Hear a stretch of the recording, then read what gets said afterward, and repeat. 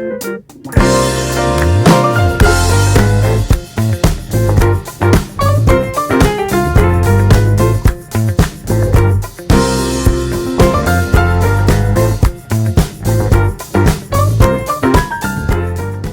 Baker Buddies! Welcome to URC Flourish Pilipinas Baking with Experts. Today's lesson is yeast variation. We will be using two different types of baker's yeast, active dry yeast and instant dry yeast. Meron bang difference kapag ginamit natin yung isang yeast over the other? Pakinggan natin si Bien at sasagutin niya ang ating mga katanungan habang nag-bake siya ng garlic pandesal.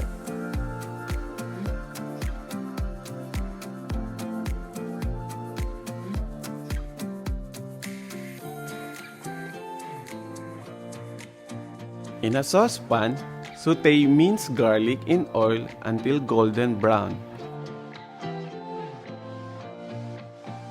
Set aside to cool. In a bowl, sip URC blend 100 first class flour and skim milk.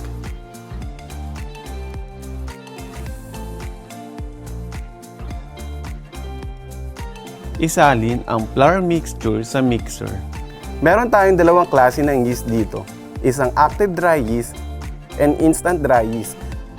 Pareha silang dry granular form of yeast.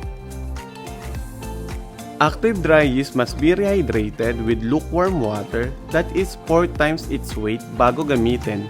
Use part of the water in the recipe to dissolve the yeast. Bakers typically add small amount of sugar to feed the yeast. Pag nag-bloom na ang active dry yeast or nag-bubble na, it is ready for use. Instant dry yeast has finer particles than active dry yeast. This can be added in its dry form dahil mas mabilis itong nadidissolve sa water. Mas preferred gamitin ang instant dry yeast na ihalo sa bread flour or ibang dry ingredients. Add yeast and mix for 2 minutes sa low speed. Sa isa pang bowl, combine together sugar, salt, and water.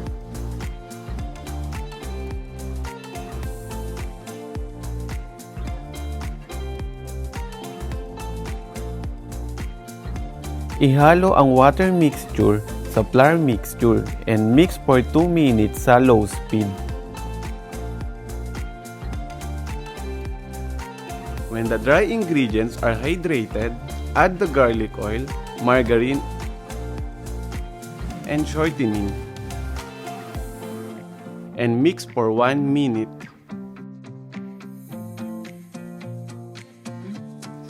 Switch to high speed and mix for 5 minutes or hanggang maging smooth at elastic ang dough.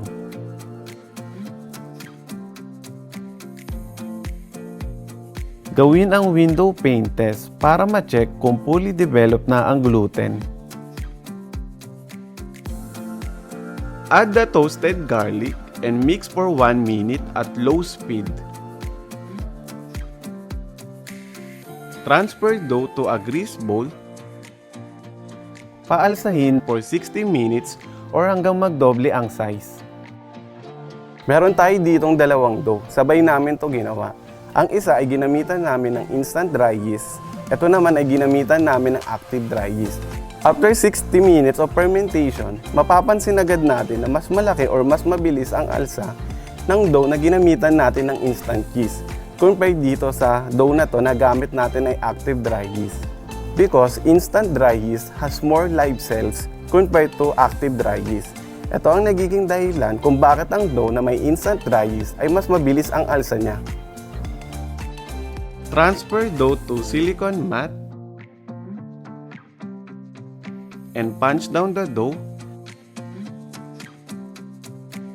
Scale the dough into 30 grams. Round each piece. Roll on breadcrumbs. Place the rounded dough into a pan. Proof at 35 degrees Celsius and 80 to 85% relative humidity for 90 minutes or hanggang magdoble ang size.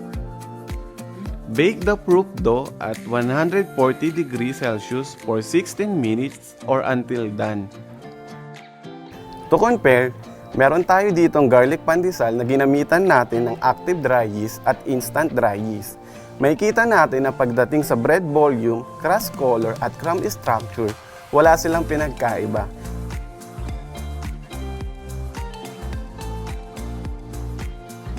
Pareho lang ang crumb structure.